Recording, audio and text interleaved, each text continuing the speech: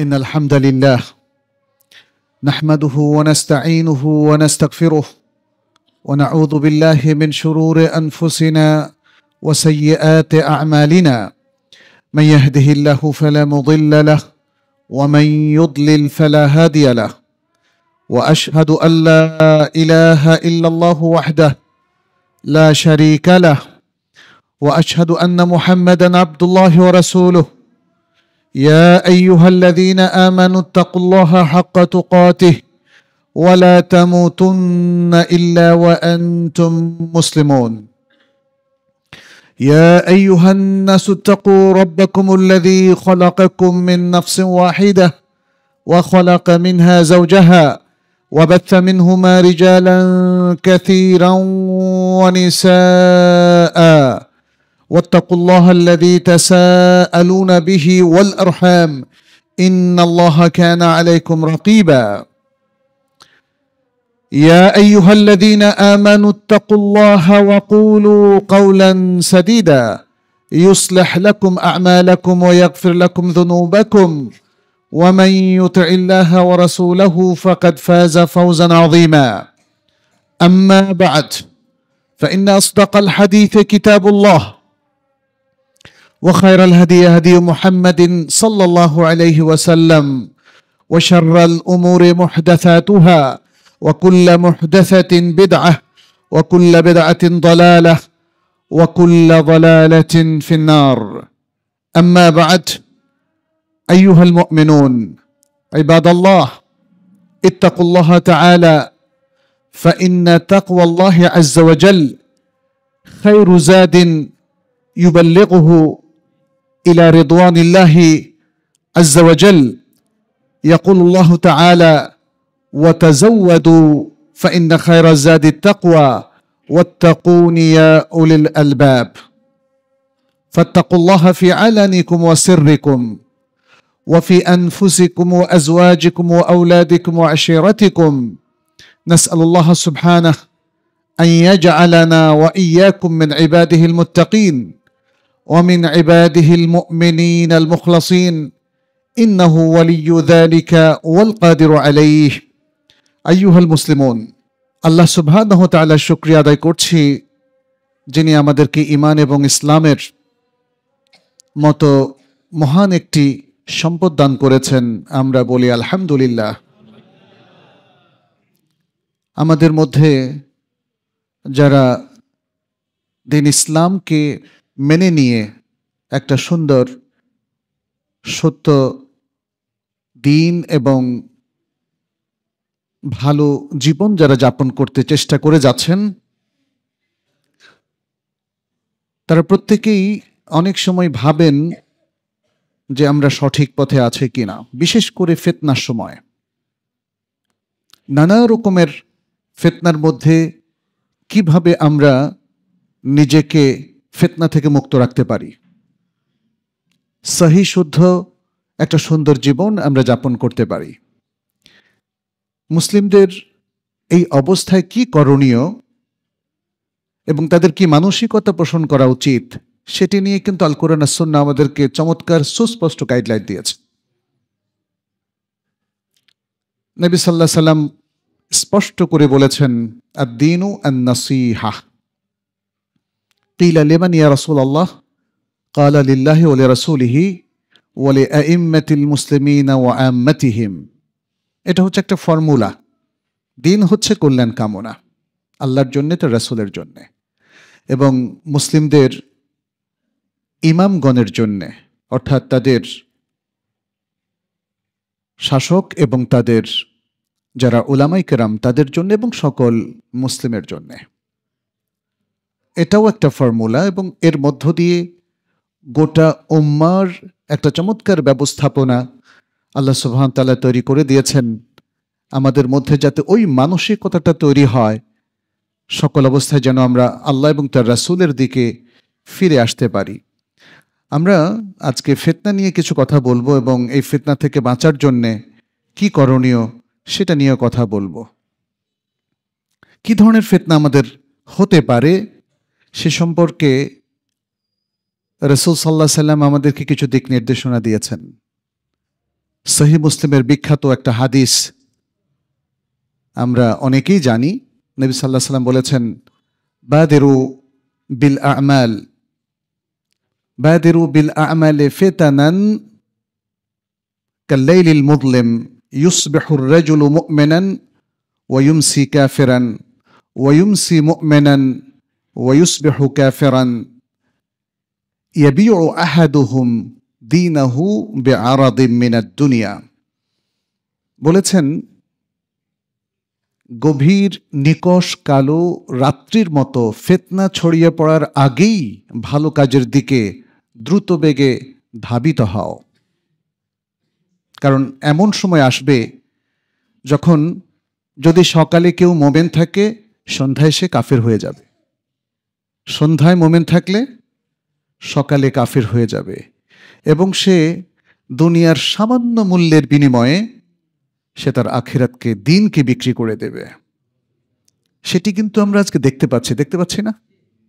মানুষের যে অধঃপতন, সামাজিক যে কলুষতা আজকে আমাদের এই সমাজের রন্ধ্রে রন্ধ্রে ঢুকে পড়েছে, বোঝাই যাচ্ছে নবী সাল্লাল্লাহু আলাইহি সাল্লামের এই যে ভবিষ্যৎবাণীটি, সেটি শুধু আজকে নয়, সব যুগেই সেটা সত্য প্রমাণিত হয়েছে। একটা মুসলিম সমাজে এত অধঃপতন, এত বিভ্রান্তি, এত বিচ্যুতি, এটা একদিনে আসলে তৈরি হয় না।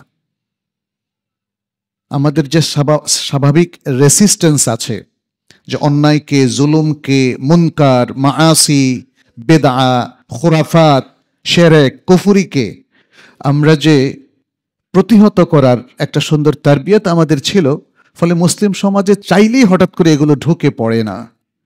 কিন্তু দীর্ঘদিন ধরে মুসলিমদের মধ্যে এমন কিছু ঘটেছে যে কারণে তারা এগুলোকে অ্যাকসেপ্ট করতে শুরু করেছে। শুধু তাই না, তারা নানা ধরনের পৌত্তলিকতাকেও এখন অ্যাকসেপ্ট করছে কিনা। তারা ইউরোপ আমেরিকার কৃষ্টি কালচারকে, এমনকি তাদের পোশাকের কালচারকে পর্যন্ত গ্রহণ করছে। মেয়েরা, মুসলিম মেয়েরা যারা লাজুক ছিল, সম্ভ্রান্ত শরীফ মহিলা ছিল, পৃথিবীর সবচেয়ে সম্ভ্রান্ত মহিলা, আমাদের সমাজে আজকে দেখুন মুসলিম পরিবারের মেয়েরাও কি অশ্লীল পোশাক তারা গ্রহণ করছে। বাবা মা অ্যাকসেপ্ট করছেন, সমাজ এটাকে স্বাভাবিক মনে করছে। এগুলো কি ফিতনা না? অনেক মানুষ পাবেন এগুলোকে তারা ফিতনা মনে করে না। এটাও আমাদের জন্য আরেকটা বড় ধরনের প্রবলেম। আপনি ফিতনার মধ্যে পতিত হয়ে গেছেন, আলা ফিল ফিতনাতে সাকাতু, কিন্তু আপনি যে ফিতনার মধ্যে আছেন এটা কিন্তু আপনি মনে করছেন না। এটা আমাদের জন্য একটা বড় ধরনের প্রবলেম। আমরা দেখি যে রাসূলুল্লাহ সাল্লাল্লাহু আলাইহি ওয়াসাল্লাম তিনি ফিতনার বিষয়ে আমাদেরকে আরও তাম্বি করেছেন। আরেকটি হাদিস সহিহ আল জামের মধ্যে এসেছে, সহিহ মুসলিমের মধ্যেও বিভিন্ন ইবারতে এসেছে। সে হাদিসটা হলো এই, তুরাদুল ফিতানু আলাল কুলুবি কাল হাসির উদান উদা ফাআইয়ু কলবিন উশরিবাহা নুকিতাত ফিহি নুকতাতুন সাউদা ওয়া আইয়ু কলবিন আনকারাহা নুকিতা ফিহি নুকতাতুন বায়দা। বলেছেন, অন্তরের মধ্যে ফিতনা এমন ভাবে ঢুকতে শুরু করবে যে সেটা ধীরে ধীরে অন্তরের উপরে গালেব হয়ে যাবে। কোনো অন্তর যদি এই ফিতনাগুলোকে গ্রহণ করে, তখন সেই অন্তরের মধ্যে একটা একটা করে প্রত্যেকটা ফিতনা এসে একটা একটা করে কালো দাগ তৈরি করবে, কালো ফোঁটা। এবং এভাবে আস্তে আস্তে আস্তে সেই কালো ফোঁটা পুরো অন্তরে ছেয়ে যাবে। অন্তরটা হয়ে যাবে নিকষ কালো, অন্ধকারাচ্ছন্ন। আর যদি কোনো অন্তর এই ফিতনাকে অস্বীকার করে, অর্থাৎ গ্রহণ না করে, যেটা একটা মোমেন অন্তরের কাজ, তাহলে সেখানে একটা শুভ্র সাদা স্বচ্ছ একটা নোক্তা সেখানে থাকে, এবং পরবর্তীতে ধীরে ধীরে সেটা স্বচ্ছ অন্তরে পরিণত হয়। সুবহানাল্লাহ। তাহলে এখানে নবী সাল্লাল্লাহু আলাইহি সাল্লাম আমাদেরকে স্পষ্ট করে দিয়েছেন যে যদি ফিতনাকে কেউ গ্রহণ করে, ফিতনা মানে এখানে নেগেটিভ জিনিস, বুঝতে পেরেছেন তাই না? ফিতনা মানেই হচ্ছে নেগেটিভ জিনিস, সেটা নিয়ে আমরা কিছু কথা বলবো।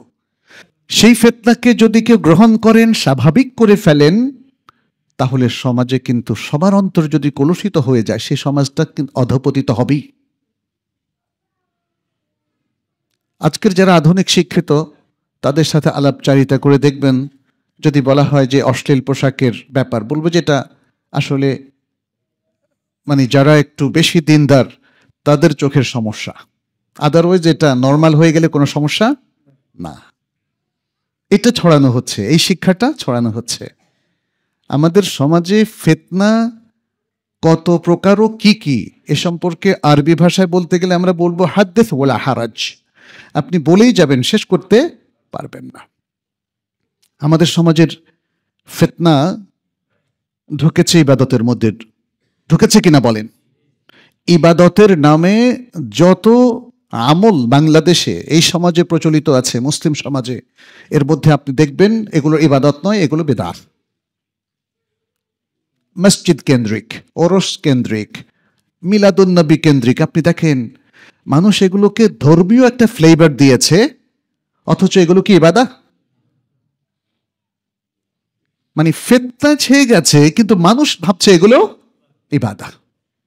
এ প্রসঙ্গে একটা আয়াত আপনাদেরকে শোনাই, সূরা আল হজ্জের 11 নম্বর আয়াত। আল্লাহ সুবহানাহু ওয়া তাআলা বলছেন, ওয়ামিনান নাসি মান ইয়াবুদুল্লাহা আলা হারফিন ফাইন আসাবাহু খায়রুন ইতমাআন্না বিহি ওয়া ইন আসাবাতহু ফিতনাতুন ইনকালাবা আলা ওয়াজহিহি খাসিরাদ দুনিয়া ওয়াল আখিরাতা যালিকা হুয়াল খুসরানুল মুবিন। মানুষের মধ্যে একদল মানুষ আছে যারা দ্বিধা নিয়ে ইবাদত পালন করে, দ্বিধা, এই ইবাদতটা করবে কি করবে না ইত্যাদি, আবার এটা ঠিক আছে কি নেই, অনেক মানুষের দ্বিধা আছে। এখনো মানুষ বেদাতগুলো কি ইবাদত না বেদাত, এই দ্বিধার মধ্যে আছে। আল্লাহ বলছেন যদি তার কোনো কল্যাণ অর্জিত হয় তখন সে প্রশান্ত হয়, আর যদি ফিতনা তাকে পেয়ে বসে তখন সে আবার পেছনের দিকে ফিরে যায়, দিনকে ছেড়ে দেয়। আল্লাহ বলছেন খাসিরাত দুনিয়া ওয়াল আখিরাহ, এই ব্যক্তির দুনিয়াও ক্ষতিগ্রস্ত হলো, আখিরাতও ক্ষতিগ্রস্ত হলো। আর যালিকা হুয়াল খুসরানুল মুবিন, এটাই হলো সুস্পষ্ট ক্ষতি। ফিতনার কথা যদি আমরা দেখি আমাদের এই ইবাদতের জীবনের বাইরে, এখানে তো আপনারা জানেন এগুলো অবহিত, এই জন্য আমি এখানে একটু সংক্ষেপ করছি। মুআমালাতের ক্ষেত্রে, রসম রেওয়াজ, প্রত্যেকটা জায়গায় আপনি দেখবেন ফিতনা। ব্যবসা বাণিজ্যের মধ্যে ফিতনা। ব্যবসা বাণিজ্যের সবচেয়ে বড় ফিতনাটা কি? হারামকে এখানে আঁকড়ে ধরা, হারাম ইনকাম। আমাদের দেশের মানুষ খুবই উল্লসিত, হারাম ইনকাম দিয়েই সে পৃথিবীতে বড় কিছু হতে চায়। জনগণের সম্পত্তি চুরি করা, কিংবা অংশীদারদেরকে ঠকিয়ে সেখান থেকে সম্পত্তি নিয়ে আসা, বা মানুষকে ধোঁকা দিয়ে তাদের সম্পত্তি নিজের হাতে করে নিজের করে নেওয়া, তাই না? এরপরে আছে সুদের মধ্যে সম্পৃক্ত হওয়া। সুদের ইনকাম কি হালাল? এর মধ্যে আছে ঘুষ। এদেশের অধিকাংশ মানুষের ইনকামের একটা বড় পার্ট হচ্ছে ঘুষ। বিশেষ করে যারা প্রশাসনের বিভিন্ন জায়গায় কাজ করেন, অবশ্যই আল্লাহর ভালো বান্দারা আছেন, তারা কষ্ট পাবেন না। কিন্তু আমরা কি দেখছি, একটা মুসলিম সমাজের মধ্যে সবকিছু ঘুষে ছেয়ে গেছে না? এগুলো কি ফিতনা না? অনেক বড় ধরনের ফিতনা। এভাবে আরও অনেক কিছু। আপনি যদি দুর্নীতি দমন সম্পর্কিত জিনিসগুলো নিয়ে আসেন, তাহলে দেখবেন যে লক্ষ লক্ষ ফাইল সেখানে আছে। কত বড় ফিতনার মধ্যে মানুষ পড়ে গেছে। মুআমালাত। আখলাকের ক্ষেত্রে যদি বলি ফিতনার ধরন কত প্রকার ও কি, তাহলে তো একই কথাই বলতে হয়। অসংখ্য আখলাকি অধঃপতন এবং ফিতনা আমাদের সমাজে ছড়িয়ে গেছে। একদম পরিবার থেকে, ব্যক্তি থেকে শুরু করে সমাজ, রাষ্ট্র, সব জায়গায় আখলাকি অধঃপতন। মানুষের মধ্যে মিথ্যাচারের অভ্যাস বেড়ে গেছে কিনা? ধোঁকা দেওয়া, প্রতারণা করা, মিথ্যা কথা বলা, মিথ্যা কসম করে বিক্রি করা, এটা একটা সাইড। আরেকটা সাইড হলো মানুষের পারস্পরিক সম্প্রীতি কিন্তু চলে গেছে। প্রত্যেকে একে অপরকে ঈর্ষা করেন। আপনি দেখবেন আপনার আপন ভাইও অনেক সময় আপনার বিরুদ্ধে দাঁড়িয়ে যায় কিনা? পিতা পুত্রের সম্পর্ক, স্বামী স্ত্রীর সম্পর্ক ভয়ঙ্কর একটা পজিশনে চলে গেছে। স্বামী স্ত্রীর ক্ষেত্রে আমরা দেখতে পাচ্ছি আমানাতের চাইতে খেয়ানত বেশি। আজকে আধুনিক ফ্যামিলিগুলোতে তালাকের হার বেড়ে গেছে। এটা কি ফিতনা না? এটা খেয়ানত থেকে হয়েছে, পরকীয়া থেকে হচ্ছে। এবং তারপরে আখলাকের বিষয় যদি আমরা ব্যবসায়িক জগতে নিয়ে আসি, সবকিছু ভেজাল। এখানে তো অর্গানিক কোনো ফুডই এখন পাওয়া যায় না। এভাবে আমরা দেখতে পাচ্ছি সর্বত্র ফিতনা আর ফিতনা। যেখানেই হাত দেন না কেন, ইবাদতে ফিতনা, মামলাতের ক্ষেত্রে ফিতনা, আখলাকিয়াতের ক্ষেত্রে ফিতনা, আমাদের পারিবারিক জীবনে ফিতনা, সামাজিক জীবনে ফিতনা। সামাজিক বিভিন্ন উপলক্ষগুলোকে আপনি দেখবেন, এটা অনেক উপলক্ষ আছে যে এটা মুসলিমদের সাথে যায় না। সবচেয়ে বড় ফিতনাটা কি জানেন? যেটা মুসলিমদের সাথে যায় না সেটা আপনি করতে বাধ্য হচ্ছেন। বিশিষ্ট বহু মানুষ আমাকে বলেছেন যে কি করব, এটা তো আমার ঈমান আকীদার সাথে যায় না, তারপরেও নানা কারণে আমাকে করতে হচ্ছে। রসম রেওয়াজের কারণে, অথবা যেই জায়গা আমি চাকরি করি সেখানকার নিয়মের কারণে এই ফিতনাগুলোতে আমাকে জড়াতে হচ্ছে। কি করব? তাহলে ফিতনার আমি এখানে কি করব তার উত্তর দেব না, কিন্তু এখানে যে ফিতনাটা আছে সেই ফিতনার ভয়াবহতা এবং সেটা যে আমাদেরকে আষ্টে পৃষ্ঠে জড়িয়ে ফেলেছে, তা থেকে যেন মনে হয় যেন কারো মুক্তি নেই। আজকের ফিতনাগুলো সেরকম একটা জায়গায় চলে এসেছে। প্রিয় ভাইরা, ফিতনাকে শুধু ফিতনা নিয়ে আমি যদি বিষয়গুলো আপনাদের সামনে উপস্থাপন করি কাজ হবে না। আপনাকে ফিতনার ধরনটা বুঝতে হবে। আপনি নিজে কি কি ফিতনার মধ্যে সম্পৃক্ত আছেন এটা আপনাকে অ্যাসেস করে দেখতে হবে, এবং তারপরে নীতিমালা যেগুলো আমরা এখন বলবো সেগুলো আপনি চিন্তা করবেন এবং নিজের উপর প্রয়োগ করবেন। এ থেকে বাঁচার জন্য আপনাকে আপ্রাণ চেষ্টা করতে হবে। আপনাকে সর্বাত্মক চেষ্টা এখানে বিনিয়োগ করতে হবে যাতে এই ফিতনা থেকে বাঁচেন।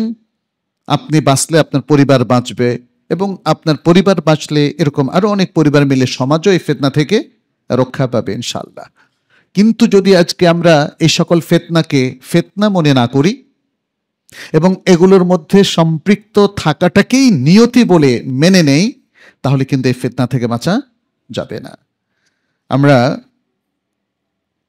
আল্লাহ সুবহানাহু ওয়া তাআলাকেও দেখি যে তিনি আল কোরআনে বারবার আমাদেরকে সাবধান করেছেন, ফিতনা সম্পর্কে সাবধান করেছেন, দুনিয়ার জীবন সম্পর্কে সাবধান করেছেন। অমুসলিমদের মধ্যে যারা নানা প্রকার ফিতনা ইসলামী সমাজে নিয়ে এসছে তাদের ব্যাপারে তিনি সাবধান করেছেন, কাফেরদের ব্যাপারে সাবধান করেছেন। কিন্তু আজকে দেখেন কি দুর্ভাগ্য আমাদের মুসলিমদের, আমরা কিন্তু অমুসলিমদেরকে এবং কাফেরদেরকেই রোল মডেল বানিয়ে ফেলছি প্রায় সব জায়গায়। প্রত্যেকটা মুসলিম সমাজ আজকে তাদেরকে অনুসরণের মধ্য দিয়ে তারা এই সমাজের উন্নয়ন করতে চাচ্ছে, কিন্তু এটা কখনো হবার নয়। মুসলিমদের উন্নয়ন হবে আল্লাহ এবং তার রাসূল সাল্লাল্লাহু আলাইহি সাল্লামের নির্দেশনা বাস্তবায়নের মধ্য দিয়ে, আর কোনো পথ নেই। আল্লাহ সুবহানাহু ওয়া তাআলা বলছেন, লা ইয়াগুররান্নাকা তাকাল্লুবুল লাযিনা কাফারু ফিল বিলাদ মাতাউন কালিল সুম্মা মাওয়াহুম জাহান্নামু ওয়া বি'সাল মিহাদ লাকিনিল লাযিনা তাকাউ রাব্বাহুম লাহুম জান্নাতুন তাজরি মিন তাহতিহাল আনহার খালিদিনা ফিহা নুজুলাম মিন ইনদিল্লাহ ওয়া মা ইনদাল্লাহি খায়রুল লিল আবরার। বলছেন, তোমাকে যেন যারা বিভিন্ন দেশে শহরে কুফরি করে বেড়ায় তাদের আবর্তন তোমাকে যেন প্রতারিত না করে। অল্প কিছুদিন ভোগের সুযোগ মাত্র, তারপর তাদের বাসস্থান হবে জাহান্নাম, এবং সেটা কতই না নিকৃষ্ট বিছানা। তবে যারা তাদের রবের তাকওয়া অবলম্বন করবে তাদের জন্য থাকবে জান্নাতসমূহ, যার তলদেশ দিয়ে প্রবাহিত হতে থাকবে নহরসমূহ, সেখানে তারা চিরস্থায়ীভাবে অবস্থান করবে। এটা আল্লাহর পক্ষ থেকে আতিথেয়তা, এবং আল্লাহর কাছে আরও যা কিছু আছে সেটি পুণ্যবানদের জন্য অধিক উত্তম। সুবহানাল্লাহ, কি সুললিত কণ্ঠে বা ভাষায় আল্লাহ সুবহানাহু ওয়া তাআলা আমাদেরকে বুঝালেন।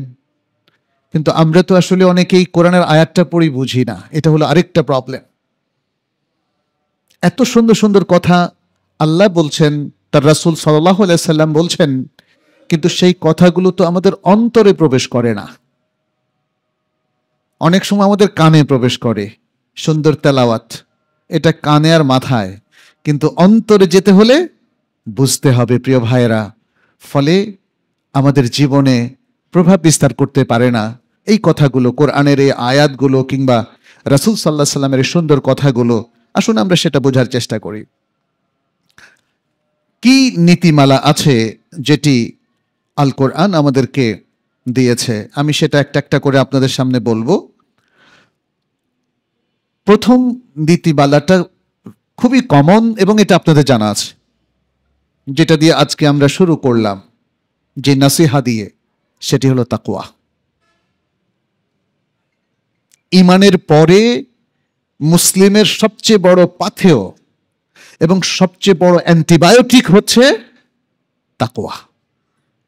তাকওয়া যদি মিস করেন, আপনি জীবনের অধিকাংশ ভালো ভালো জিনিস মিস করবেন।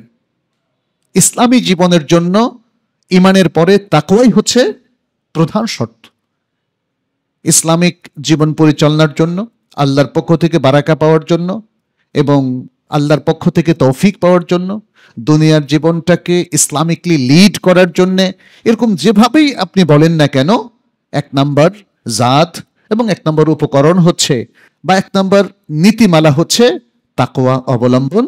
সূরাতুত তলাকের 2 এবং 3 নম্বর আয়াত আল্লাহ সুবহানাহু ওয়া তাআলা বলছেন, ওয়ামান ইয়াত্তাকিল্লাহা ইয়াজআল লাহু মাখরাজা ওয়া ইয়ারযুকহু মিন হাইথু লা ইয়াহতাসিব। যে আল্লাহকে ভয় করে, আল্লাহ তার জন্য একটা উপায় খুলে দেন, একটা মাখরাজ তৈরি করে দেন এবং এমন জায়গা থেকে তাকে রিজিক দেন যা সে কল্পনাও করেনি। অধিকাংশ মানুষ এই আয়াতটা পড়ে বিশ্বাস করে না। সে মনে করে তার রিজিক হচ্ছে সুদী কার্যক্রমের মধ্যে। যারা ঘুষ খায় তাদের বিশ্বাস যে ঘুষ হচ্ছে তার রিজিকের সবচেয়ে বড় মাধ্যম।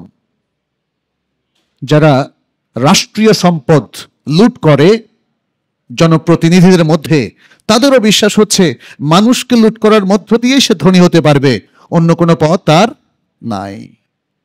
এবং এভাবেই দুর্নীতি তার গাছপালা বিস্তার করে, তার হাতকে সম্প্রসারিত করে একটা মুসলিম সমাজের মধ্যে প্রতিষ্ঠিত হয়ে যায়, কারণ তাদের বিশ্বাসের ঘাটতি।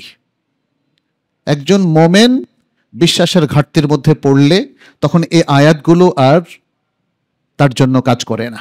অথচ আল্লাহ সুবহানাহু ওয়া তাআলা বললেন, তাকওয়া থাকলেই আল্লাহ আপনার জন্য একটা সুন্দর উপায় ওপেন করে দিবেন এবং আপনাকে রিজিক দেবেন। দ্বিতীয় আয়াতটি হচ্ছে, ওমান ইয়াত্তাকিল্লাহা ইয়াজআল লাহু মিন আমরিহি ইউসরা। যে আল্লাহকে ভয় করে, আল্লাহ তার জন্য সবকিছু সহজ করে দেন। সুবহানাল্লাহ। এটি সূরাতুত তলাকের 4 নম্বর আয়াত। এখন দেখেন, অনেক মানুষ হাজার হাজার কোটি টাকা অর্জন করেছে। মানে আমি ঠিক এখনকার প্রেক্ষাপট যদি বলি, আমরা দেখি যে এরা সব পালিয়ে বেড়াচ্ছে। ওয়াই? আপনাকে পালাতে হবে কেন? আপনি সৎ মানুষ হিসাবে যদি এই পৃথিবীতে বিচরণ করেন, কাউকে কি ভয় করার প্রয়োজন আছে? সৎ মানুষের উপরও খারাপ মানুষেরা কিছু ক্ষতি করতে পারে, কিছু ফিতনা নিয়ে আসতে পারে। সে অবস্থা তো সৎ মানুষের কোনো সমস্যা নেই, তার তো ভয়ের কিছু নাই, তাই না? অতএব আমাদেরকে এই জিনিসটা বুঝতে হবে যে আপনি আজকে যে কারণে তাকওয়া ত্যাগ করলেন, যে কারণে আজকে দুর্নীতিগ্রস্ত জীবন যাপন করলেন যে দুনিয়া পাওয়ার জন্য, সেই দুনিয়া আরেক দিন আপনার বিরুদ্ধে দাঁড়াবে, আপনাকে পালাতে বাধ্য করবে, আপনি নিগৃহীত হবেন। ভাববেন না এই সম্পদ সবসময়ই আপনাকে প্রভাবশালী করে রাখবে। অতএব সেই ফিতনায় আমরা যেন না পড়ি। এখানে ছোট্ট একটা ঘটনা, সেটি হচ্ছে তাবেঈনদের যুগে তলক ইবনে হাবিব বিখ্যাত একজন তাবেঈ ছিলেন, আপনারা জানেন। তার কাছ থেকে অনেক সুন্দর সুন্দর কথা আমরা শুনি। তার কাছে একদল মানুষ এসে জিজ্ঞেস করলেন যে এই সময় তো অনেক ফিতনা, আমরা যখনই থাকি পৃথিবীর কাজই হচ্ছে ফিতনা উৎপাদন করা। এই জন্য সাহাবাদের সময়ও দেখেন খুলাফায়ে রাশিদিনের সময় শেষ দিকে এসে অনেক ফিতনা হয়েছে না?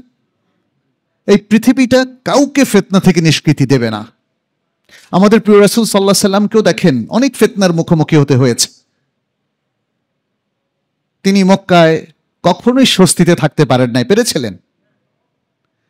তিনি তায়েফে গেলেন, সেখানে মানুষ তাকে একদম রক্তাক্তই করে দিল। কি বড় ধরনের ফিতনা দেখেছেন?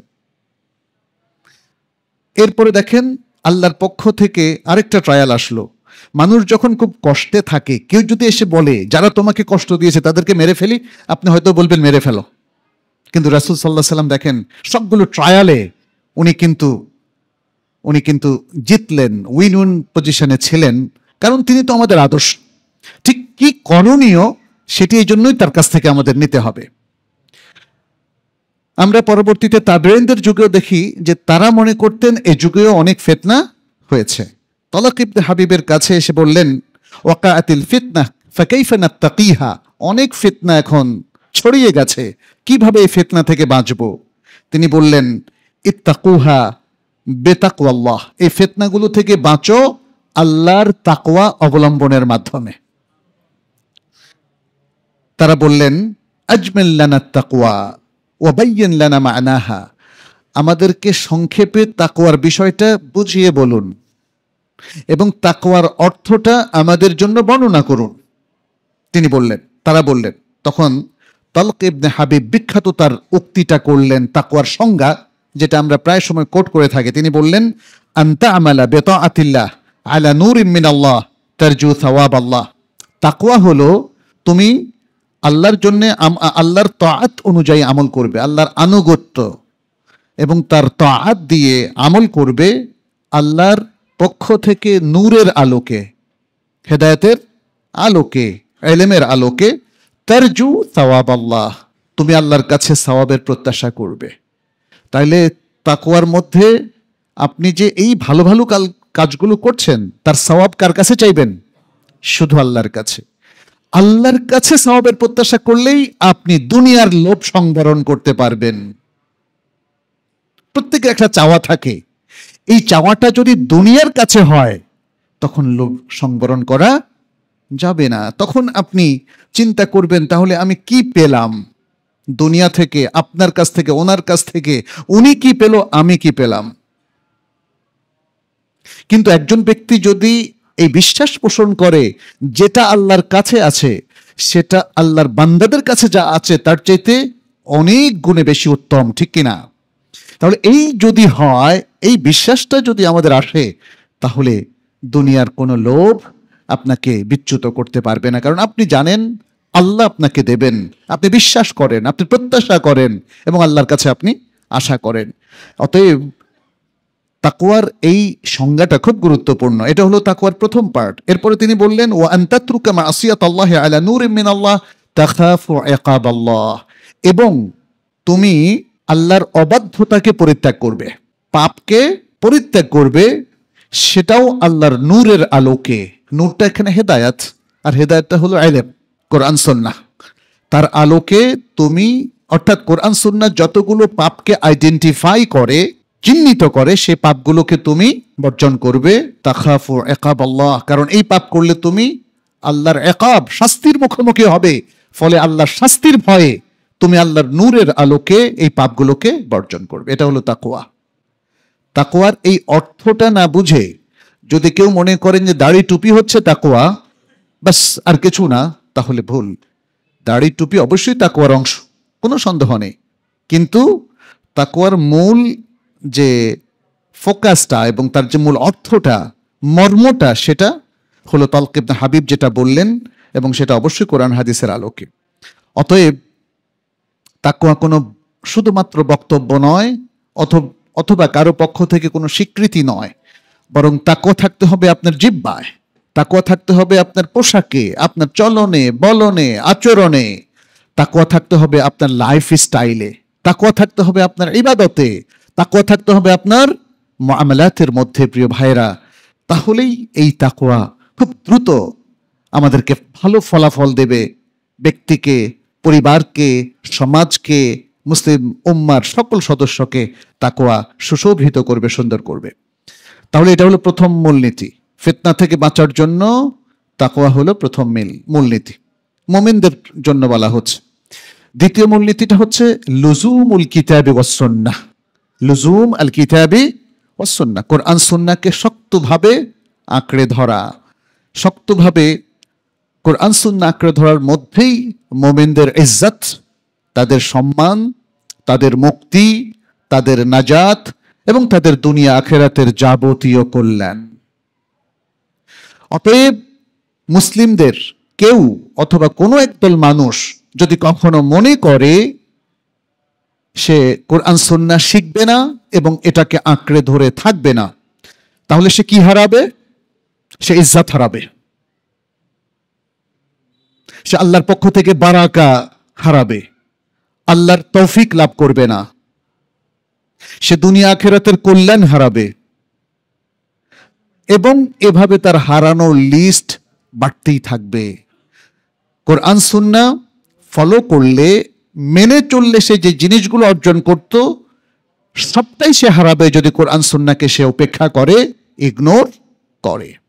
এবং এটি হয়েছে আজকে অধিকাংশ মুসলিমের ক্ষেত্রে। আপনারা দেখুন, দেশে দেশে, সমাজে সমাজে আজকে মুসলিমদের যে করুণ আর্তনাদ আমরা শুনতে পাচ্ছি, তাদের যে কঠিন অবস্থা আমরা দেখতে পাচ্ছি, এটার মূল কারণটা হচ্ছে কোরআন সুন্নাহ থেকে সরে যাওয়া।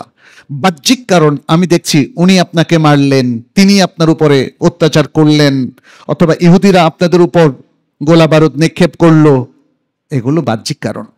মুসলিমদের অধঃপতন শুরু হয় কোরআন সুন্নাহ থেকে বিচ্যুত হওয়ার মধ্য দিয়ে। মনে রাখবেন, যতদিন মানুষ কোরআন সুন্নাহ শক্তভাবে আঁকড়ে ধরবে, ততদিন তারা সংখ্যায় যদি অল্প হয়, তাদেরকে পৃথিবীর মানুষ কখনোই পরাভূত করতে পারবে না। এটা ইতিহাস সাক্ষী, ইতিহাস সাক্ষী। অতএব আমাদের গৌরববোধ করতে হবে যে আমাদের কোরআন এবং সুন্নাহ আছে। আমাদের গৌরববোধ করতে হবে কোরআন সুন্নাহ ইনটেক অবস্থায় আছে, এখানে কোনো বিচ্যুতি কেউ ঘটাতে পারেনি। রাসূল সাল্লাল্লাহু আলাইহি সাল্লামের কাছে যে কোরআনটা ছিল সেটা আমাদের কাছে আছে কিনা?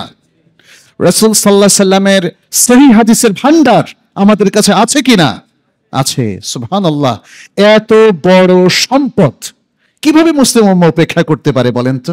যেই সম্পদ এর সঠিক ব্যবহার করলে আল্লাহ আপনাকে দুনিয়া আখিরাতের সকল কিছু দান করত, আপনি সেই সম্পদটা ইগনোর করে এমন কিছুর দিকে যাচ্ছেন যেটা আপনাকে বিচ্যুত করবে। এর চাইতে দুঃখের আর কি থাকতে পারে বলেন? মুসলিমদের ঋত গৌরব কি উদ্ধার হবে অমুসলিমদেরকে অনুসরণ করার মধ্য দিয়ে? মুসলিমদের ঋত গৌরব কি উদ্ধার হবে আমেরিকা কিংবা ইউরোপের বিখ্যাত ইউনিভার্সিটিগুলোর জ্ঞান আহরণ করে? না। মনে রাখবেন, দুনিয়ার জীবনের যত জ্ঞানই আপনি আহরণ করেন না কেন, সেটা সায়েন্স হোক, সোশ্যাল সায়েন্স হোক, অথবা হিউম্যানিটিজের যত জ্ঞানই হোক না কেন, এই জ্ঞানগুলোকে যদি আপনি ইসলামের নীতিমালা অনুযায়ী ব্যবহার না করেন, তাহলে কোনো জাতির উন্নয়ন হবে না, মানবতার উন্নয়ন হবে না এবং মুসলিমদের উন্নয়নও হবে না। আজকে খোদ সে উন্নত জাতিগুলোর কি অবস্থা সেটা দেখুন। পৌত্তলিক হোক, ইহুদি হোক, খ্রিস্টান হোক, সেই জাতিগুলো নিজেদের মধ্যে কি উন্নতি করতে পেরেছে সেটা দেখুন, তাই না?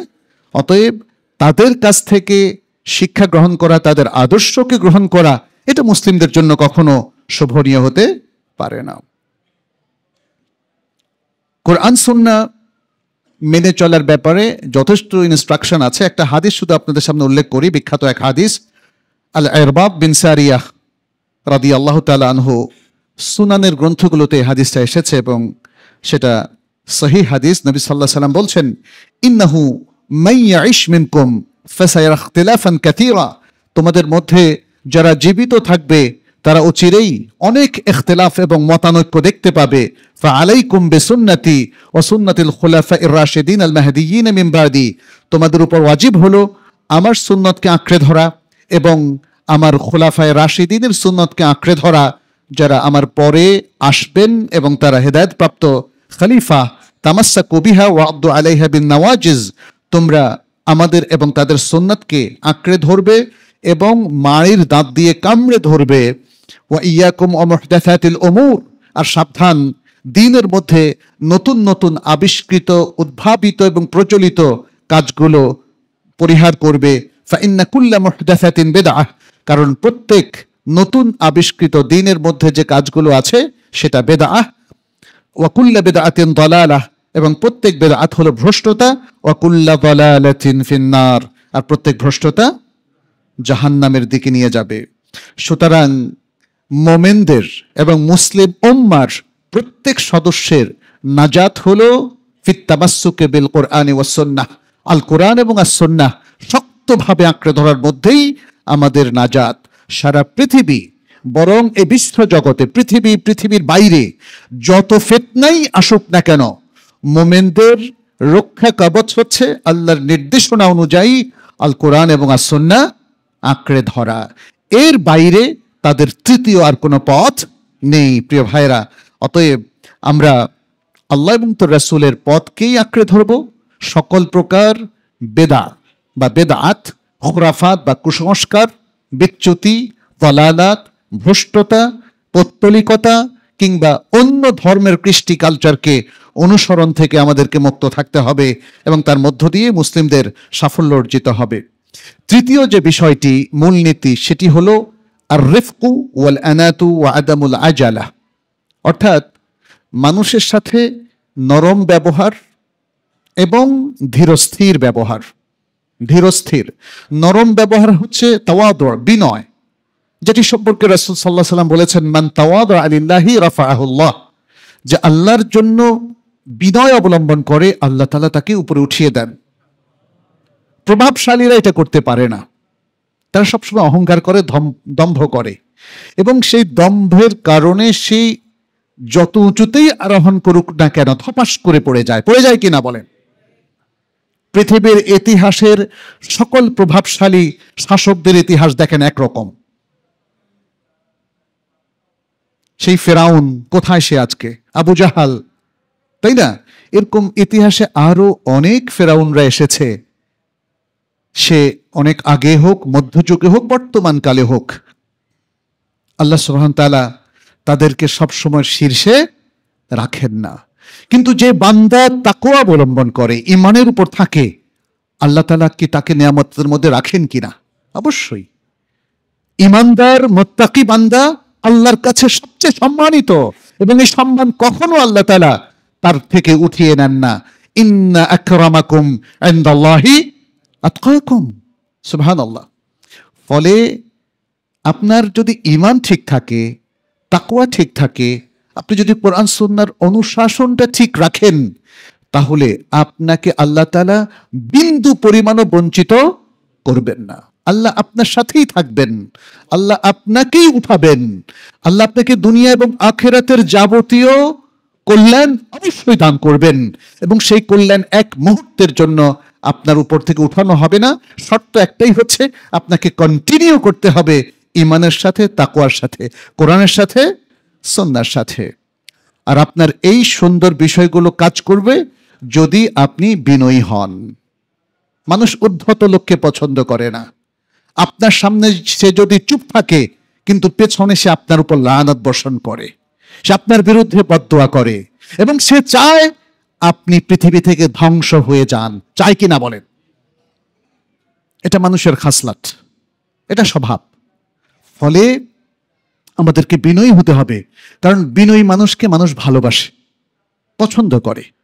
রাসূল সাল্লাল্লাহু আলাইহি সাল্লামের শত্রুতা করার পরেও মানুষ কিন্তু তাকে ভালোবাসত, তার কাছে আসলেই সবাই বিগলিত হয়ে যেত। এবং শুধু তাই না, তাকে দেখে, তার কথা শুনে, তার উত্তম চরিত্র দেখে তারা ইসলাম গ্রহণ করত কিনা? আজকেও দেখেন, আজকেও ভালো মুসলিম দেখে অন্যরা প্রভাবিত হয়, অথবা অনেকে ইসলাম গ্রহণ করে কোরআন এবং সুন্নাহ পড়ে। খারাপ মুসলিমদেরকে দেখে কেউ কিন্তু ইসলাম গ্রহণ করে না। দ্বিতীয় যে বিষয়টা আমরা এর সাথে উল্লেখ করলাম, সেটা হলো ধীরস্থিরতা। তাড়াহুড়ো করবেন না। কিছু লোক তৈরি হলো, বলল যে চারিদিকে এত অনাচার, আজকে ইসলাম প্রতিষ্ঠা করে ফেলবো। কি করতে হবে? তাহলে একে মেরে ফেলতে হবে, বোমা ফুটাতে হবে, করতে হবে। এভাবে কি হবে? মানুষের চিন্তা চেতনাকে আলোকিত না করে, না শুধরিয়ে, কারেকশন না করে আপনি কি গায়ের জোরে পৃথিবীতে ইসলামকে প্রতিষ্ঠা করবেন? এটা কখনো হবে না।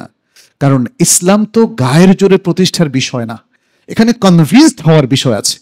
মানুষকে এটা মেনে নিতে হবে। একটা মেয়ে বোরকা পরলেই কি সে হিজাবি হয়ে গেল? তাকে তো মন থেকে হিজাবের কালচারটাকে গ্রহণ করতে হবে।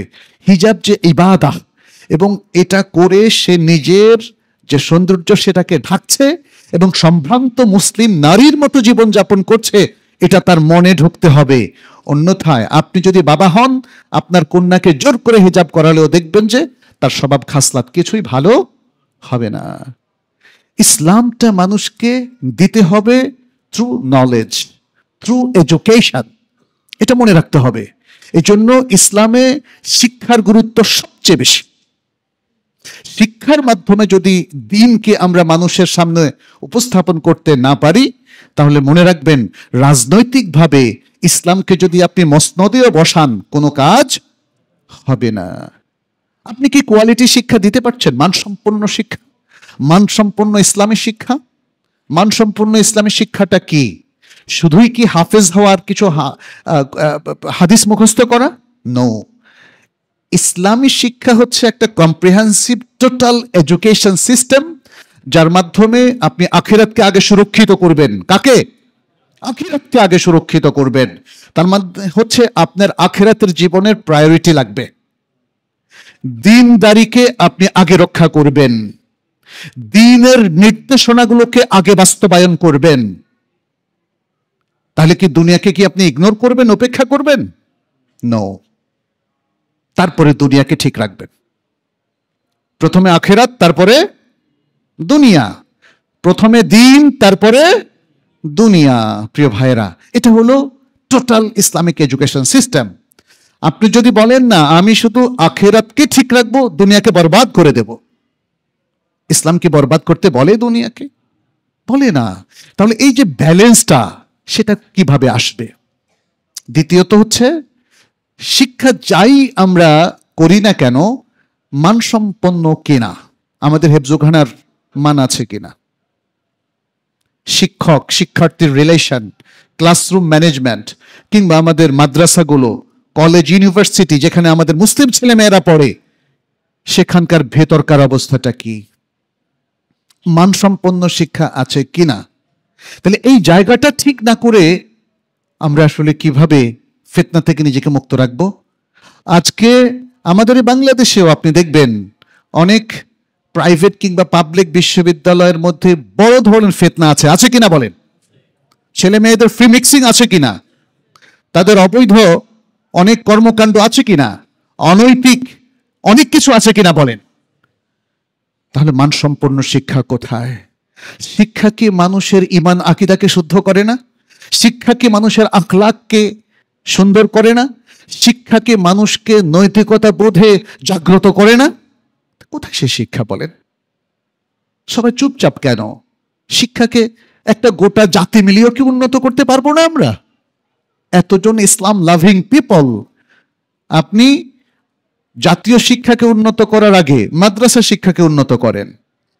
যে মসজিদটা আপনি চালাচ্ছেন, সেই মসজিদের শিক্ষাকে আপনি উন্নত করেন, মসজিদটাকে কাজে লাগান, এবং মসজিদ ভিত্তিক শিক্ষা কিংবা মসজিদের সাথে অনেক সময় মাদ্রাসা থাকে, সে মাদ্রাসার মানসম্পন্ন শিক্ষাকে আপনি নিশ্চিত করেন। এগুলো না করে আমরা যত যাই বলি না কেন, বিশ্বাস করেন কোনো কাজে আসবে না। আপনি কথায় বলা যায় এই হলো ফিতনা, এ থেকে ফিতনা থেকে বাঁচার উপায়, বাট এটাকে বাস্তবায়ন করে দেখানো, এটা ওয়াল্লাহি তুম্মা ওয়াল্লাহ, এটা সুশিক্ষা, সুন্দর মানসম্পন্ন শিক্ষা, কোরআন এবং সুন্নাহ ভিত্তিক শিক্ষা প্রতিষ্ঠা ছাড়া এটা কখনোই সম্ভব নয়। আর আজকে আধুনিক শিক্ষা কেন্দ্রগুলোতে, বিশ্ববিদ্যালয়গুলোতে আমরা সেখানে অবাধ যৌনলীলা যেমন দেখি, অবাধ মিক্সচার এবং আরো অনেক কিছু, যেটা হয়তো এখানে ভাষায় আমি বলতে পারবো না। এটা তো হওয়ার কথা ছিল না। মুসলিম সমাজের এই শিক্ষা প্রতিষ্ঠানগুলোতে। সুতরাং আমরা এখানে বলবো কোরআন সুন্নাহ ভিত্তিক জ্ঞান অর্জন করা এবং সেগুলোকে শক্তভাবে আঁকড়ে ধরা, এটা, এবং তার পাশাপাশি বললাম বিনয় এবং ধীরস্থিরতার সাথে। একদিনে সব হবে না। এই যে শিক্ষার কথা বললাম, এই শিক্ষার সংস্কার কি একদিনে সম্ভব? একদিনে সম্ভব নয়। তাই বলে চুপ করে থাকবো, এটাও যেমন ঠিক নয়। আবার যারা অতি উৎসাহী এবং আবেগী, তারা 1 সপ্তাহ 2 সপ্তাহ 1 মাসে সব ঠিক করে ফেলবেন মনে করেন, সেটাও ঠিক নয়। আর তাহলে কিভাবে ধীরে ধীরে ঠিক করা যায়, এই জিনিসগুলো আমাদেরকে মনে রাখতে হবে। আমি 5টা জিনিস আপনাদেরকে বলি, সবাই এটা খেয়াল রাখবেন। এটাকে ইংরেজিতে বলা হয় ভিমোসা। এই 5টা জিনিস ছাড়া কোনো জিনিস মানসম্পন্ন হবে না। একটা হলো ভিশন, আরবিতে বলা হয় রুইয়া। আপনার ভিশনটা কি, এটা ঠিক করে ফেলতে হবে। আপনি এই জাতিকে, আপনার স্টুডেন্টদেরকে অথবা এই এলাকার মানুষদেরকে 1 বছর 5 বছর পরে কি অবস্থায় দেখতে চান, কোথায় নিয়ে যেতে চান, এটা হলো ভিশন। এরপরে হলো মিশন, এম, ভি তারপরে হলো এম, মিশন। আপনার মিশনটা কি, কর্মসূচিটা কি, তাই না? এটা আপনাকে ক্লিয়ার করতে হবে। এরপর হলো অবজেক্টিভস, আপনার লক্ষ্য উদ্দেশ্য। লক্ষ্য উদ্দেশ্যটা কি, কোন লক্ষ্যে আপনি কার্যক্রম পরিচালনা করছেন, সেই লক্ষ্যটা আপনার নির্ধারিত থাকতে হবে। এরপরে হলো স্ট্র্যাটেজি, এস, স্ট্র্যাটেজি। আপনার কর্ম পরিকল্পনাটা কি, what is your plan, your policy and strategy. এবং এই সব কিছুর আলোকে মিশন, ভিশন এবং অবজেক্টিভস, স্ট্র্যাটেজি ঠিক রেখে এটার সাথে অ্যালাইন করে আপনার অ্যাকশন প্ল্যান, অ্যাকশন প্ল্যান। এইভাবে যদি একটা মসজিদ করেন, এই মসজিদটা সবচেয়ে ইফেক্টিভ হবে এই এলাকায়। এভাবে যদি একটা মাদ্রাসা করেন, যে কোনো প্রজেক্ট দাঁড় করান, আপনাকে ভি মোসা ঠিক করেই কাজ করতে হবে, তাহলেই মান দিতে পারবেন। আর যদি আন্দাজে কাজ করেন, 2-4 জনের সাথে আলাপ করে একটা কিছু করে ফেললেন, এরকম প্রতিষ্ঠান বাংলাদেশে হাজারে হাজারে হয়েছে, একটাও মান দিতে পারেনি। মান দিতে পারেনি কারণ তাদের ভিশন ঠিক নেই, তাদের মিশন ঠিক নেই, তাদের স্ট্র্যাটেজি ঠিক নেই। আজকে একরকম, কালকে আরেক রকম, একজন এসে একরকম করে, আরেকজন এসে আরেক রকম করে। এলোমেলো এলোমেলো কাজ দিয়ে কোনোদিন সাফল্যের চূড়ায় আরোহণ করা যায় না। এটা আমাদেরকে মনে রাখতে হবে। চতুর্থ যে বিষয়টি, সেটি হচ্ছে মুসলিমদের ঐক্যবদ্ধ থাকা, লুজুমু জামাআতিল মুসলিমিন, মুসলিমদের ঐক্যবদ্ধ থাকা। মনে রাখবেন, এখানে আমি লম্বা আলোচনা করব না। মুসলিমরা যত মারামারি কাটাকাটি করবে, কাদা ছোড়াছড়ি করবে, অমুসলিমরা ততই তাদের উপর গালেব হবে। এটা কোনো তাত্ত্বিক কথা না, এটা বাস্তব একটা কথা। আমরা নিজেরাও দেখতে পাচ্ছি সারা বিশ্বে মুসলিমদের অনৈক্য অমুসলিমদেরকে তাদের উপর বসিয়ে দিয়েছে। আর নবী সাল্লাল্লাহু আলাইহি ওয়াসাল্লাম স্পষ্ট করে বলেছেন, ওয়া আলাইকুম বিল জামাআহ ফাইন্না ইয়াদাল্লাহি আলাল জামাআহ, যে তোমাদের উপর ফরজ হচ্ছে একতাবদ্ধ থাকা, ঐক্যবদ্ধ থাকা। যারা ঐক্যবদ্ধ মুসলিম হিসাবে, মুসলিম উম্মার মেইন ক্যারেক্টার যারা ধরে রাখে, আল্লাহর হাত তাদের সাথেই থাকে, অর্থাৎ আল্লাহ তাদেরকে সব ধরনের সমর্থন দিয়ে দেন। পঞ্চম যে বিষয়টা, সেটা হলো ওলামায়ে কেরামের নেতৃত্বে চলা। মুসলিমরা এখন খুবই পছন্দ করে যারা ইসলামী জ্ঞানে সমৃদ্ধ নয় এমন সব সেকুলার ব্যক্তিদের নেতৃত্বে চলা, তাই না? সবখানে দেখেন, ইভেন বাংলাদেশের অধিকাংশ মসজিদ পরিচালনা কমিটিতে তারাই আছে। আলেমদেরকে আমরা দেখি না। এটা ভেরি আনফরচুনেট ফর মুসলিম উম্মাহ।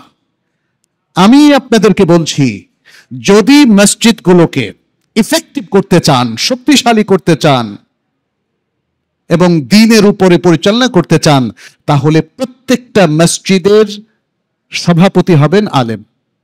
আমি বলছি না অযোগ্য একজন আলেম নামধারী লোককে বসিয়ে দেন, এটা আমি বলছি না। আলেমদের নেতৃত্বে প্রতিষ্ঠা করার প্রথম সোপান হচ্ছে মসজিদ, দ্বিতীয় সোপান হচ্ছে মাদ্রাসা, এবং তারপরে সামাজিক কাজে এবং ধীরে ধীরে অন্যান্য কাজেও আলেমদের নেতৃত্ব প্রতিষ্ঠিত করতে হবে। আলেমরা এই সমাজ থেকে বিচ্ছিন্ন কোনো লোক নয়। আর এটাও জরুরি নয় যে প্রকৃত আলেম হওয়ার জন্য একটা মাদ্রাসার ডিগ্রি লাগবে। আমরা অনেক ব্যক্তিকে দেখেছি যারা ওলামায়ে কেরামের সাহচর্যে থেকে ইনফর্মাল এডুকেশনের মধ্য দিয়ে তারা অনেক নামধারী ডিগ্রিধারী আলেমের চাইতেও বেশি জ্ঞান অর্জন করেছেন। আলেম হচ্ছে সেই ব্যক্তি যার কাছে প্রকৃত জ্ঞান থাকবে। ফলে এখানে বৈষম্য করার কোনো প্রয়োজন নেই। দ্বীনের প্রকৃত জ্ঞান যিনি ধারণ করবেন তিনি আলেম, তার সার্টিফিকেট থাকুক অথবা নাই থাকুক। দ্বীনের প্রকৃত ঝান্ডা তিনি উদ্দিন করবেন যার কাছে কোরআন সুন্নাহর বিশুদ্ধ জ্ঞান রয়েছে, অথেন্টিক জ্ঞান রয়েছে, এবং তার নেতৃত্বে মুসলিমরা ঐক্যবদ্ধ হবে, এলাকার জনগণ ঐক্যবদ্ধ হবে। এটা যদি হতে না পারেন তাহলে কিন্তু এলাকার ফিতনা আপনি তাড়াতে পারবেন না। এখানে যাত্রা হবে, পালিগান হবে, আলতু ফালতু আরো কত কিছু হবে, এটাকে আমরা রোধ করতে পারবো না। 6 নম্বর যেটা, সেটি হচ্ছে আল্লাহর সাথে কানেকশন বাড়ানো। আপনার কানেকশন যদি থাকে শয়তানের সাথে অথবা দুর্নীতিবাজ লোকদের সাথে অথবা দুনিয়াদারদের সাথে, আপনি এই ফিতনার মোকাবেলা করতে পারবেন না। এই ফিতনা যিনি চাইলেই নির্বাপিত করে দিতে পারেন সে মহান শক্তি আল্লাহ সুবহানাহু ওয়া তাআলার সাথে আপনার কানেকশন বাড়াতে হবে। কিভাবে সেটা তো আপনাদের সবারই জানা আছে। আপনি আল্লাহর ইবাদতগুলো সঠিকভাবে করেন। গভীর রাতে আল্লাহ যখন শেষ আসমানে নেমে আসে তার কাছে চান, কারণ তিনি তখন আপনার সব চাওয়া কবুল করবেন কিনা। ওয়া ইযা সাআলাকা আন্নী ইবাদি ফাইন্নী করিব উজিবু দাওয়াতাদ দাঈ ইযা দাআন ফালিয়াস্তাজিবু লি ওয়া লিয়ুমিনু বি। যখন আমার বান্দা আমার সম্পর্কে জিজ্ঞেস করে তাহলে আমি তার অতি নিকটে থাকি। সে যখন আমাকে ডাকে আমি তার ডাকে সাড়া দেই। অতএব তারা যেন আমার কাছে দোয়া করে এবং আমার প্রতি ঈমান রাখে। সুবহানাল্লাহ। এত সুন্দর নির্দেশনার পরেও আমরা ভুলে যাই। সম্মানিত উপস্থিতি, আসুন নিজেদেরকে আমরা এভাবেই তৈরি করি। আল্লাহ যেন আমাদেরকে তৌফিক দান করেন। আরো অনেক দাওয়াবেত আছে যেগুলো নিয়ে আরো আলোচনা করা যায়। আমি প্রধানতমগুলো বললাম। দ্বীনের নির্দেশনা আল্লাহ সুবহানাহু ওয়া তাআলা পর্যাপ্ত আকারেই আমাদেরকে দিয়েছেন। এগুলো শুধু একটা আলোচনা শুনেই আমরা শেষ করতে পারবো না, বলেও শেষ করতে পারবো না। আমাদেরকে আরো পড়তে হবে। তবে আজকের এই আলোচনায় আমি দেখানোর চেষ্টা করেছি কি কি ফিতনা আমাদেরকে ঘিরে ধরেছে আর কিভাবে আমরা এই ফিতনাগুলো থেকে পরিত্রাণ পেয়ে একটা সুন্দর দ্বীনি একটা পরিবেশ, একটা কমিউনিটি, একটা সমাজ, একটা দেশ আমরা গড়তে পারি। আল্লাহ আমাদের সবাইকে তৌফিক দান করুন। হাদা ওয়া সাল্লু ওয়া সাল্লিমু। أقول قولي هذا وأستغفر الله لي ولكم ولسائر المسلمين فاستغفروه إنه هو الغفور الرحيم. الحمد لله رب العالمين والعاقبة للمتقين وأصلي وأسلم على نبينا محمد وعلى آله وأصحابه أجمعين. সম্মানিত উপস্থিতি, আমরা আমাদের প্রথম খুতবায় ফিতনা এবং তা থেকে বাঁচার কিছু ইসলামী নীতিমালা নিয়ে কথা বলেছি। এর মধ্যে সবচেয়ে গুরুত্বপূর্ণ আমার দৃষ্টিতে সেটা হলো ইলম অর্জন করা এবং ইলমটাকে মানুষের মধ্যে ছড়িয়ে দেওয়া এবং সেই ইলম অনুযায়ী নিজেদের জীবন, পরিবার, সমাজ সবকিছুকে গঠন করা। এই জিনিসটা এত সহজ নয় যে আমি ব্যক্তিগতভাবে কিছু পড়ে পুরো সমাজকে সুন্দর করে ফেললাম। এর জন্য প্রয়োজন ইনস্টিটিউশনালাইজেশন, অর্থাৎ প্রাতিষ্ঠানিক ব্যবস্থাপনা। ইসলামের সর্বপ্রথম প্রাতিষ্ঠানিক ব্যবস্থাপনা হচ্ছে মসজিদ, এবং এই মসজিদ আবার মাদ্রাসা হিসাবেও সেই রাসূল সাল্লাল্লাহু আলাইহি ওয়াসাল্লামের যুগেও ছিল, আজও আছে। তবে ছাত্র সংখ্যার কারণে অনেক সময় মাদ্রাসাকে আলাদা করা হয়েছে, এটাও শরীয়তে সমর্থিত। অতএব ওই প্রতিষ্ঠানগুলোকে আপনাদের শক্তিশালী করতে হবে। আপনাদের এই জনপদের মধ্যে এই মসজিদকেও শক্তিশালী করতে হবে। মসজিদ ভিত্তিক ইনফর্মাল এডুকেশন এবং পাশাপাশি মসজিদের প্রেমিসে হয়তো উপরে যদি আপনারা উঠাতে পারেন বা পাশে মাদ্রাসা তৈরি করার মধ্য দিয়ে এটা হতে পারে। আমরাও আলহামদুলিল্লাহ চেষ্টা করছি এই সমাজের সকল মানুষের কাছে দ্বীনের জরুরি বার্তাটা যেন পৌঁছানো যায়। আপনাদের জন্য সেই ইনফরমেশনগুলো আমি খুব সংক্ষেপে দিচ্ছি। আমরা তাইবা একাডেমি করেছি যাতে অনলাইন বিভিন্ন কোর্সের মধ্য দিয়ে আপনাদের কাছে আমরা ইমান, আকিদা, মুআমালাত, ইবাদত, আখলাকের এই কোর্সগুলো পৌঁছাতে পারি। এর মধ্যে আমাদের এই যে দেখতে পাচ্ছেন, এটা হয়তো আপনারা পেয়ে যাবেন আমাদের ভাইদের কাছে।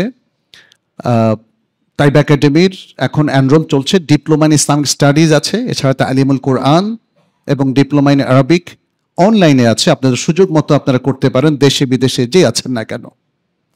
আমাদের দ্বিতীয় আরেকটি প্রতিষ্ঠান আমরা করেছি ইমাম বুখারী ট্রাস্টের আন্ডারে, কুল্লিয়াতুল কোরআন, পুরোপুরি আরবি ভাষার একটা প্রতিষ্ঠান। এখানে সানভিয়া বা আলিম ক্লাস ওপেন করা হয়েছে। ইসলামী আরবি বিশ্ববিদ্যালয়ের মাধ্যমে ব্যাচেলর এবং মাস্টার্স ওপেন করা হবে ইসলামিক স্টাডিজের ক্ষেত্রে। আমরা যারা আমাদের সন্তানদেরকে ইসলামিক করে গড়ে তুলতে চাই একটা সুন্দর পরিবেশে, আপনারা সেখানে পাঠাতে পারেন। আরবি ভাষার বিভিন্ন কোর্সও আছে এবং আমরা চেষ্টা করছি মধ্যপ্রাচ্যের বিভিন্ন বিশ্ববিদ্যালয়ের সাথে অ্যাফিলিয়েট করতে, যাতে করে আমাদের ছাত্ররা আমাদের কাছে কিছুদিন পড়ে সেই মদিনা ইউনিভার্সিটি থেকে আরম্ভ করে বিশ্ববিদ্যালয়গুলোতে বিভিন্ন বিশ্ববিদ্যালয় পড়তে যেতে পারে। এছাড়াও আমাদের অ্যারাবিক মিডিয়ামের, ফুল অ্যারাবিক মিডিয়ামের দারুল হাদিস আরবিক মাদ্রাসা রয়েছে। আপনাদের সামনে সেটা আমরা পেশ করলাম। আমাদের সাথে সম্পৃক্ত হবেন নানাভাবে, জ্ঞান গরিমার দিক থেকে কিংবা আরও একটা কমিউনিটি বিল্ড আপের দিক থেকে একটা কনসেপ্ট নিয়ে আমরা কাজ করছি যে বিচ্ছিন্নভাবে আসলে সমাজকে সুন্দর করা যাবে না, ফিতনা মুক্ত করা যাবে না। এখানেও আপনাদের কমিউনিটি বিল্ড আপ করতে হবে। এখানে অধিকাংশ মুসল্লি দূরের থেকে আসলে চলবে না, এখানকার মুসল্লিদেরকেও আপনাদের বন্ধুত্বে বরণ করে নিতে হবে, সবার সাথে সুসম্পর্ক তৈরি করতে হবে, সবাইকে কনভিন্স করতে হবে কোরআন সুন্নাহর পথই আমাদের একমাত্র পথ। এবং আমি মনে করি যে দীর্ঘদিন যদি মানুষের প্রতি আপনি ভালোবাসা দেন, তাদেরকে বুঝান, আপনার বিনয়ী আচরণ, সুন্দর দাওয়াহ অবশ্যই মানুষকে আলোকিত করবে, প্রভাবিত করবে এবং আপনার সাথে তাকে বন্ধুত্বের কাছাকাছি নিয়ে আসবে। তো আমরা এই অ্যাপ্রোচেই কাজ করছি এবং আমরা আশা করছি, আসুন আমরা যারা প্রকৃত মুসলিম হিসাবে নিজেদেরকে গড়ে তোলার চেষ্টা করছি, একই বন্ধনে চলে আসি, একই ছাতার নিচে চলে আসি। সেই ছাতাটা হবে কিসের? আল কোরআন এবং আস সুন্নাহ। এবং এর বিরোধী, কোরআন সুন্নাহ বিরোধী যত ধ্যান ধারণা আছে, আমরা যেন সেটাকে সংশোধন করে নেই। আমরা যেন সেটাকে ছেড়ে কোরআন এবং সুন্নাহর প্রকৃত অমীয় ধারার দিকেই ফিরে আসি। এটাই মুসলিমদের উন্নতির একমাত্র পথ, দুনিয়া আখিরাতের কল্যাণের একমাত্র পথ, ফিতনা থেকে বাঁচার এটাই একমাত্র পথ। আল্লাহ যেন আমাদেরকে সকল ফিতনা থেকে বাঁচার তৌফিক দান করেন। আল্লাহ যেন দুনিয়া আখিরাতের সকল কল্যাণ আমাদেরকে দান করেন।